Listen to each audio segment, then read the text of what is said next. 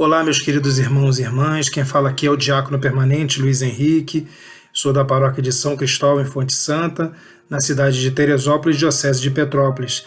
Com certeza muitos já me conhecem, outros talvez não, e nós estamos começando hoje uma proposta que eu levei até a Pastoral da Comunicação da minha paróquia, de nós fazermos um treinamento, na verdade levarmos um pouco do conhecimento do que é a Bíblia Sagrada. Estamos vivendo um período de pandemia em que não somente as autoridades civis, mas religiosas nos aconselham ficarmos em casa, aqueles que podem, em quarentena, em isolamento social, e é um período que podemos aproveitar muito bem para conhecer um pouco mais da Palavra de Deus. É fato que muitas pessoas estavam fazendo cursos antes de nós começarmos esse período de isolamento, cursos de teologia em diversas paróquias da nossa diocese, e por conta desse isolamento nós acabamos ficando prejudicados um pouco com relação a isso. Nossa proposta aqui não é avançarmos em outros temas da teologia, mas exclusivamente na Sagrada Escritura. Para isso, nós teremos um conhecimento de interpretação, de como a Bíblia foi formada, quais são as Bíblias para escolher, qual é o papel de Deus, o papel humano do autor sagrado, enfim, pequenos detalhes em vídeos talvez não muito extensos, em que vamos procurar conhecer um pouco mais da Bíblia Sagrada. E como muitos padres gostam de falar, e eu também sempre insisto com relação a isso, não é possível amarmos aquilo que não conhecemos. Por isso precisamos conhecer mais da nossa Bíblia Sagrada para termos amor pela Sagrada Escritura.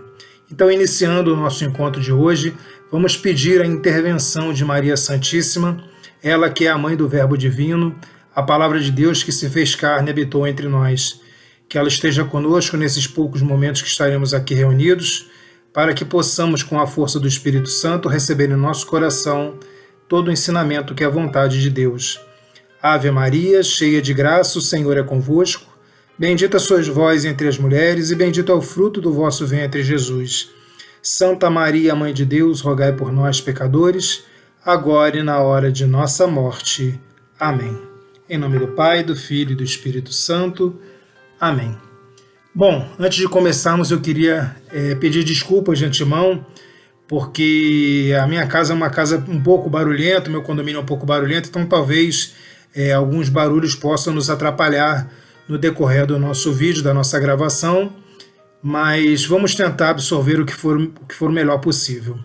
Bom, eu preparei para o nosso encontro de hoje, esse nosso primeiro encontro, trazendo para vocês diversos materiais bíblicos que eu tenho, que me ajudam no meu estudo e na preparação das minhas aulas, e que eu creio também que seja importante vocês tomarem conhecimento, porque muita gente às vezes não conhece os diversos tipos de Bíblia que podem ser encontrados. Então, esse nosso primeiro encontro vai ser reservado a isso, conhecer o nosso material. Bom, é uma Bíblia que eu sempre trago para vocês. Para mim, na verdade, é uma relíquia, foi um presente dado pela minha madrinha de batismo, a primeira Bíblia que eu ganhei, né, uma Bíblia ilustrada, e eu vou mostrar para vocês aqui, é dividido em 2 volumes, esse o Novo Testamento e esse o Antigo Testamento. Se vocês forem ver aqui dentro, ela tem uma capa muito bonita, uma capa dura, e ela é toda bem resumidinha, mas sempre com algumas imagens ilustradas, coloridas, bonitas. Muito bom para as crianças, né, que querem ter esse primeiro contato com a Sagrada Escritura. Esse tipo de Bíblia, assim como aquelas Bíblias que a gente tinha antigamente, Bíblias grandes, que são Bíblias que vinham em enciclopédias de estudo e que nós normalmente colocamos na entrada das nossas casas e deixamos, às vezes, uma passagem que nós gostamos mais marcada. Algumas pessoas conseguem ter o bom hábito de lerem sempre um capítulo por dia, né? Então tem sempre aquelas Bíblias grandes. Em primeiro lugar, saber que não é uma Bíblia de estudo. Na verdade, é mais uma obra artística, né? Que serve, nesse meu caso aqui, para as crianças, pela ilustração que tem. Então é fácil, a criança lê mensagens bem rápidas, vê a imagem e aguarda o conhecimento. Mas claramente não é uma Bíblia para o nosso dia a dia, uma Bíblia de oração, uma Bíblia de estudo principalmente, né? Então são Bíblias mais artísticas. Temos talvez a mais famosa das Bíblias nas nossas paróquias, que é a Bíblia da editora Ave Maria. Pois bem, é uma Bíblia muito boa para oração, mas vocês podem ver uma característica. Por exemplo, abrindo uma página aleatória aqui no primeiro livro dos Macabeus. Vejam vocês que tem apenas o texto sagrado.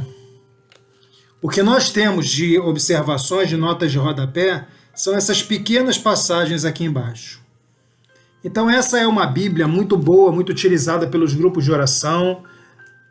Em algumas paróquias que não tem folhetos, às vezes as pessoas levam essa Bíblia para acompanhar as celebrações eucarísticas, mas por certo também não é uma excelente Bíblia de estudos.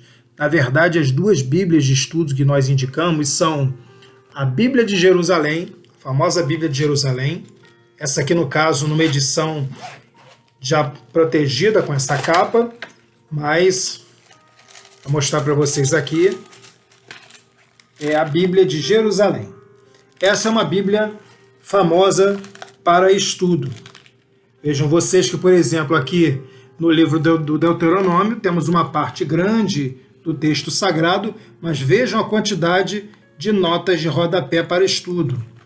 Então, é uma Bíblia mais voltada para essa parte de estudo. A outra Bíblia muito importante para estudo é a Bíblia elaborada pelo professor Luiz Alonso Schöckel, que é a Bíblia do Peregrino. Também uma excelente Bíblia para estudo. Vejam vocês, por exemplo, aqui no segundo livro dos Reis. Esse pedaço daqui, que está marcado aqui, é o texto da Bíblia. E tudo isso aqui embaixo são notas de rodapé. Ou seja, são estudos feitos para que o aluno de teologia, para que o cristão interessado entenda melhor o que está no texto sagrado. Então, tanto a Bíblia de Jerusalém como a Bíblia do Peregrino são as ideais para quem quer estudar. Existem diversas outras Bíblias. Existe a Bíblia da Paulinas, existe a Bíblia de São Pastoral, existem diversas Bíblias, ok? Mas essas são talvez as mais conhecidas, Peregrino e Jerusalém para quem estuda, e a Bíblia da editora Ave Maria para grupos de oração. Depois uma outra Bíblia também que é uma raridade, vocês me perdoem o estado em que ela está. Na verdade, isso aqui é uma Bíblia da editora Loyola, uma versão antiga da editora Loyola, não é mais assim. Vocês vão ver que ela está muito maltratada, não tem capa, não tem mais aquela parte lateral aqui da brochura. Foi uma Bíblia que eu ganhei de presente do meu professor de Crisma, quando fiz a Crisma, e me acompanhou durante os retiros e encontros de todo o meu estudo de preparação para o conhecimento da Sagrada Escritura. Por isso que ela está um pouquinho maltratada fisicamente, mas espiritualmente muito bem tratada, porque foi muito material de estudo que eu tirei dela. E ela tem uma coisa muito interessante que eu pretendo um dia preparar para vocês, uma explicação sobre a composição do Pentateuco, os nossos 5 primeiros livros, mas essa Bíblia ela tinha uma coisa muito interessante. Existe a chamada hipótese dos documentos, ou das fontes, que a gente pode ver mais para frente num outro vídeo, que fala que a composição dos 5 livros da Bíblia, os iniciais, Gênesis, Êxodo, Levítico, Números e Deuteronômio, ele foi o fruto do trabalho de 4 escolas que existiram em Israel e na Babilônia. A obra do Javista, em que Deus era tratado com o nome de Javé, a obra Eloísta, em que Deus era chamado de Elohim, a obra sacerdotal e a obra deuteronomista. Essas duas últimas da Babilônia, ao final do reino de Judá e já indo para a Babilônia. Pois bem, essa Bíblia trazia cada trecho que foi obra dessas fontes. Então aqui, por exemplo, esse trecho todo aqui tem uma letra E, dizendo que foi a obra eloísta. Deixa eu pegar um outro trecho para mostrar para vocês aqui, por exemplo, em Êxodo capítulo 3 fala que uma parte foi obra eloísta e a outra parte foi javista. É bem interessante para quem é estudioso, porque você consegue captar a singularidade, a característica de cada um desses autores, dessas escolas, dessas fontes na composição do texto sagrado. E nos faz compreender melhor por que algumas passagens parecem repetitivas, como, por exemplo, as duas criações, os 2 relatos da criação. Um no livro do Gênesis capítulo 1 e o outro no livro do Gênesis capítulo 2. Por que o autor sagrado vai ter a preocupação de colocar dois relatos da criação? Então, ali facilita para nós sabermos com quem a gente está trabalhando, se é com o autor javista, com o autor eloísta, o autor deuteronomista ou o autor sacerdotal. Ok? Uma outra pergunta que vocês podem me fazer é, diácono, como é que eu vou conseguir saber que a minha Bíblia é católica? Bom, é bem interessante. Eu indico para vocês duas possibilidades de você saber isso. A primeira, usando aqui da Ave Maria, por exemplo, é procurar a autorização de um bispo para que a obra seja aprovada, o que é chamado de imprimatur. Então, no nosso caso aqui, você pega na contracapa, está aqui o imprimatur e o nome do episcopo que deu essa autorização. Aqui no caso, um cardeal arcebispo Carolos de São Paulo, né? Então, aqui vem escrito quem é o bispo que autoriza. Então, é a palavra da igreja autorizando a que o livro seja impresso. A segunda forma de você descobrir é procurando um dos 7 livros que nós temos e os protestantes não têm, né? Então, se a sua Bíblia tiver um desses 7 livros, que nós também vamos deixar para um outro vídeo para explicar por que houve essa diferença, umas Bíblias têm, outras Bíblias não têm os 7 livros, por que nós católicos têm, por que os judeus e os protestantes não têm, nós vamos explicar isso mais para frente. Mas vocês podem escolher qualquer um dos 7 livros. Então, por exemplo, o livro do Eclesiástico. O livro do Eclesiástico só existe na Bíblia Católica.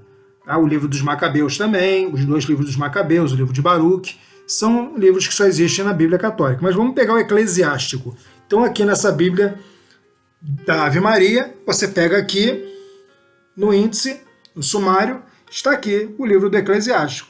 Portanto, essa é uma Bíblia católica. Vamos pegar aqui a Bíblia do Peregrino, por exemplo. Pegando a Bíblia do Peregrino, nós vamos abrir, mostrar para vocês. Vou pegar aqui no sumário.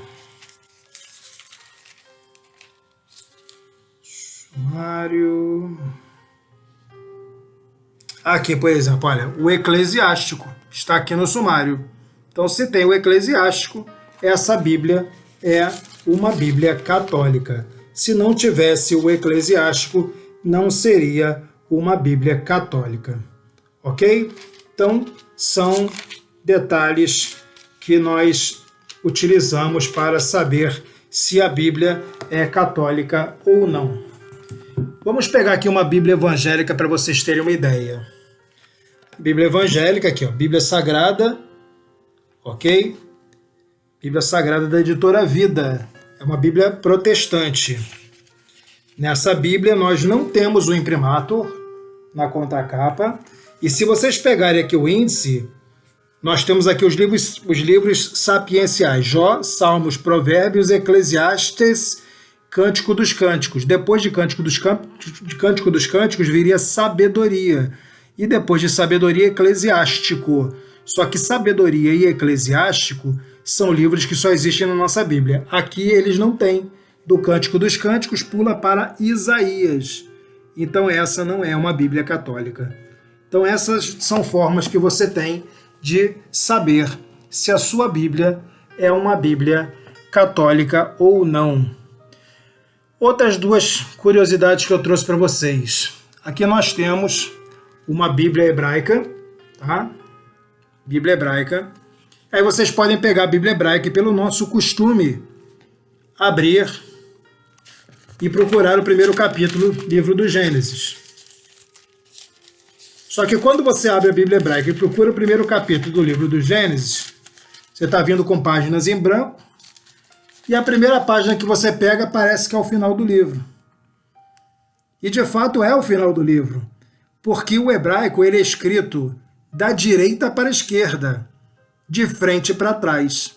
Então o livro você tem que pegar o final dele, abrir o final dele para começar a estudar. E aí quando você pega o final, está aqui o livro do Gênesis. E você começa a ler da direita para a esquerda e vai descendo as linhas. Quando você chega no final da primeira página, você vira e começa a ler novamente da direita para a esquerda. Então essa é uma Bíblia hebraica. Aqui do lado nós temos, não dá para entender porque está em hebraico, né? Mas na verdade nós temos aqui escrito Torá, depois temos aqui os Neviim e embaixo os Ketuvim, ou seja, a lei, os profetas e os escritos, que são a divisão da Bíblia hebraica. Ok? Torá, Neviim, Ketuvim. Ok? Pois bem. Outra observação que eu trago para vocês. E aí falando a respeito do autor sagrado. Eu me lembro quando era ainda uma criança, já estava entrando na adolescência, havia um amigo da minha mãe que dizia que ele não acreditava na Bíblia, no que constava na Bíblia, o que estava escrito na Bíblia, porque na verdade a Bíblia era apenas o jornal da época. Então escrevia aquilo que era falado. Então ele não reconhecia a sacralidade da palavra sagrada. Ele não reconhecia que a Bíblia foi escrita por uma inspiração divina, Deus como seu autor direto e o homem como seu autor instrumental. Então, um livro de duas autorias, o autor divino, o autor sagrado e o autor humano. Ok? Quem nos dá essa orientação? O magistério da Igreja. Na Constituição Dogmática do Concílio Vaticano II, Dei Verbum, a palavra de Deus. Então, na Dei Verbum, no capítulo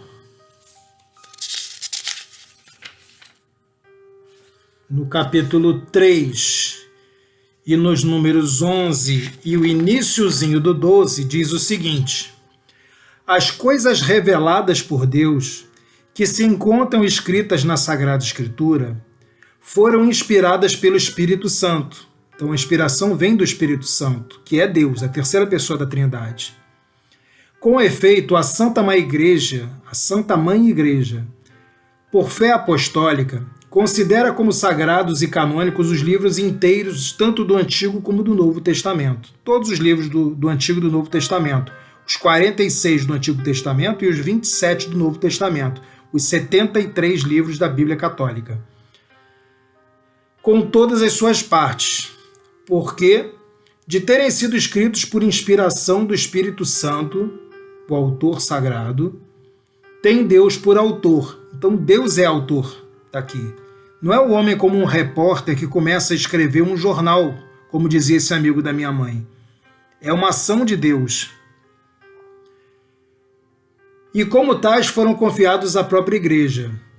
Todavia, para escrever os livros sagrados, Deus escolheu e serviu-se de homens na posse das suas faculdades e capacidades, para que, agindo ele, Deus, neles homens, e por meio deles homens, pusessem por escrito como verdadeiros autores tudo aquilo e só aquilo que ele, Deus, quisesse. Então, a autoria de Deus e a autoria dos homens. Aí vocês podem me perguntar, mas Diácono, por que Deus quis que o homem colaborasse? Porque Deus queria utilizar uma linguagem humana para falar com a humanidade. Deus não ia utilizar uma linguagem dos anjos, ele não estava falando com os anjos, então ele tinha que usar uma linguagem humana. E quem melhor para falar uma linguagem humana do que o próprio homem? Então Deus se vale da linguagem que o próprio homem tem para poder falar com a sua criatura.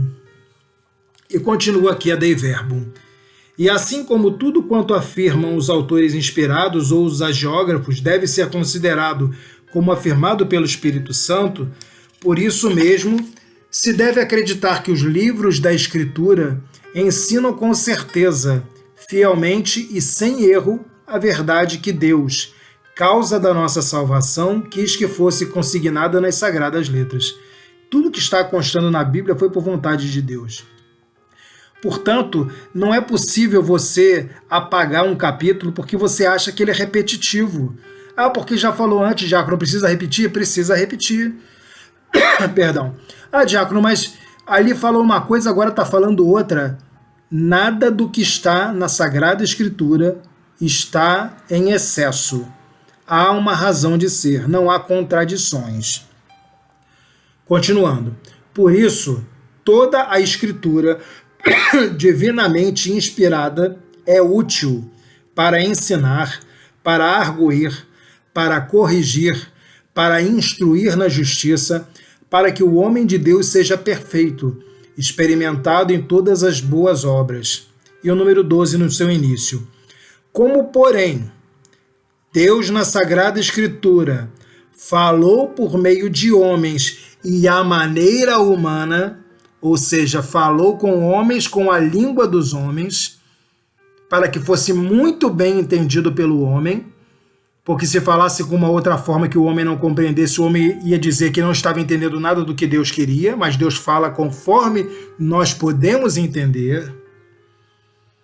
Então, a maneira humana, o intérprete da Sagrada Escritura, que também somos nós, mas principalmente o magistério da Igreja que nos orienta, para saber o que ele quis comunicar-nos, deve investigar com atenção o que os hagiógrafos, os autores sagrados, realmente quiseram significar e que aprove a Deus manifestar por meio das suas palavras. Portanto, meus queridos e minhas queridas, a Bíblia não é um jornalzinho. A Bíblia traz a palavra do próprio Deus. O próprio Deus se manifesta.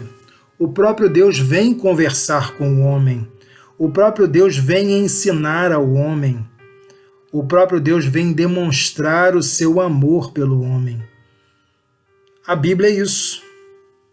A Bíblia traz isso para todos nós. Então, que todos nós possamos nutrir amor pela Sagrada Escritura. Que todos nós possamos sentir falta da Sagrada Escritura. Tenho visto nesse tempo de pandemia as pessoas dizendo: nossa, que saudade que eu estou de comungar, que saudade que eu estou de confessar. Eu também estou. Eu faço parte de grupo de risco, né? Eu não posso me expor porque eu tive pneumonia no passado. Um pouco dessa tosse que eu estou é por conta da minha capacidade respiratória que caiu muito. Eu não estou podendo praticar exercício, eu fazia natação para poder melhorar minha condição respiratória, já estou parado há 2 meses, então eu estou com uma tosse, estou sentindo muita dor no pulmão, eu não posso me expor, me sinto uma falta enorme dos sacramentos. Mas a gente também precisa sentir falta da palavra de Deus, precisa sentir falta de ouvir a palavra de Deus, porque é uma palavra que nos cura. Vamos nutrir pela Sagrada Escritura esse amor, sentir falta de ouvir a Deus também na Escritura. É muito importante que a gente crie esse laço com a Escritura, esse laço de dependência, de amor, de saudade. Vamos sentir saudade de Deus também na Escritura. Hoje eu fico por aqui, esperando que vocês tenham aprendido um pouquinho de como escolher a sua Bíblia. Qual é a sua finalidade, meu irmão e minha irmã? Ah, diácono, eu quero aprender mais, eu quero saber interpretar, eu quero compreender as passagens difíceis. Então, adquira uma Bíblia do Peregrino, adquira uma Bíblia de Jerusalém, procure bons livros que façam interpretação. Se você tem possibilidade, os cursos da Escola Mater Ecclesiae de Dom Estevão Bittencourt, é um curso bíblico por correspondência, você pode fazer, pode estudar em casa, bem acessível. Hoje nós temos facilidade, você pode procurar no YouTube boas pregações, padres que conhecem bem do tema. Ah, diácono, a minha finalidade não é estudar, eu quero apenas louvar, eu quero viver uma vida intensa de oração. Ave Maria, Bíblia da Ave Maria, reze por ela, você vai entender bastante, vai conseguir falar bem com Deus.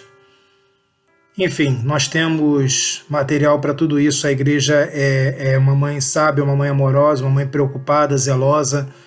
Ela nos facilita todo esse acesso. Vamos agradecer a Deus a possibilidade de podermos estar juntos aqui, esperando que no próximo vídeo a gente fale um pouquinho mais sobre a formação dos livros, sobre como a Bíblia foi formada, quais são os blocos da Bíblia, porque temos mais 7 livros do que os nossos irmãos protestantes, do que os judeus. Vamos aprender um pouquinho disso, entender por que os salmos às vezes diferem um pouquinho, por que um salmo na Bíblia Ave Maria é um pouco diferente do salmo da Bíblia de Jerusalém, a numeração deles é diferente. Vamos entender um pouquinho mais sobre isso no nosso próximo encontro. Agradeço a vocês. Qualquer necessidade, qualquer dúvida que vocês venham a ter, para a próxima aula eu vou preparar já um papelzinho que a gente vai colocar aqui na frente do monitor para vocês poderem me mandar um e-mail, mas eu já deixo, já passo para vocês se vocês quiserem anotar. O meu e-mail é Luiz com Z, H de Henrique, L de Lucas, Barbosa com S, @hotmail.com. luizhl.barbosa@hotmail.com. Podem me mandar dúvidas que vocês por acaso tenham, ou algum tema que vocês tenham dificuldade. A gente prepara um vídeo aqui para vocês. E qualquer necessidade também podem pedir para o pessoal da Pascom entrar em contato comigo. Eles vão estar recebendo os vídeos e colocando no canal específico da paróquia. Ok? Espero ter podido ajudar um pouco vocês e despertar nos corações esse amor imenso que eu tenho pela Sagrada Escritura. O Senhor esteja convosco, Ele está no meio de nós. Por intercessão de Santa Catarina de Siena, abençoe-vos o Deus Todo-Poderoso, Ele que é Pai, Filho e Espírito Santo. Amém. Uma ótima semana para todos, como se diz em hebraico, Shavuatov, e até a próxima. Leit Haot. Fiquem com Deus. Shalom Aleichem.